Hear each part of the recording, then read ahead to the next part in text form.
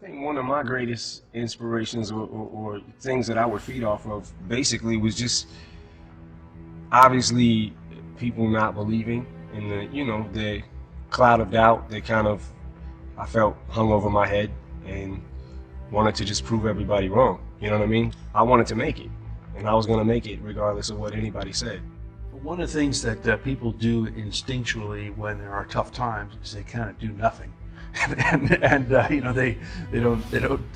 of hunker down. This is sort of frozen rabbits in the headlights. Yeah, it's kind of just complete stunned into inaction, and I think that's actually the worst thing to do. I think times when everyone is confused and kind of stunned present the most enormous opportunity because nobody's really doing anything.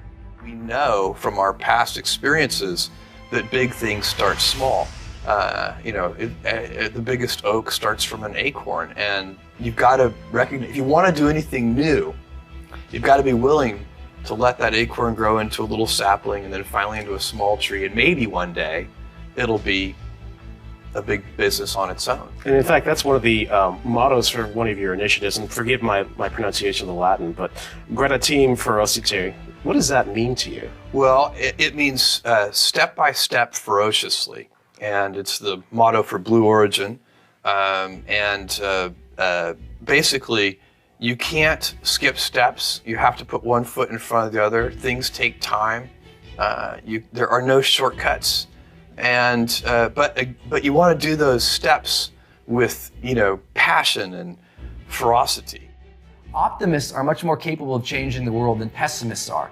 It's not a guess, it's proven by science. And what do we mean by that? Optimism is one of the most studied things in the psychology literature, period. It's one of the most studied traits. Optimists are more likely to face a problem than pessimists, because pessimists go, I can't change it, I can't do anything about it, it's going to be that way forever, it's a pervasive problem and I don't have a control of it. An optimist says, well, I could probably handle that, we can change that too. In other words, pessimists tend to avoid problems that need to be changed, and optimists tend to confront them and move forward and do something about it. That's pretty profound, and it's pretty proven now. So yeah, I'm saying, while not all of us can go around being happy-go-lucky and avoiding all of our limits, I'm also saying, maybe it is time that we focus on those things that we can change. Focus on something that's bigger than ourselves and our own little insecurities and worries.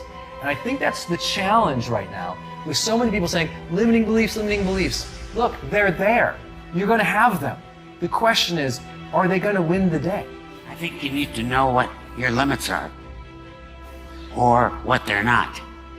I answer people that my whole life has always been about testing my limits. So you'd almost say that the one thing is knowing what your limits are not, so that you can push yourself. Well, another way to put it is, the definition of someone who's reached his goals is he's a schmuck.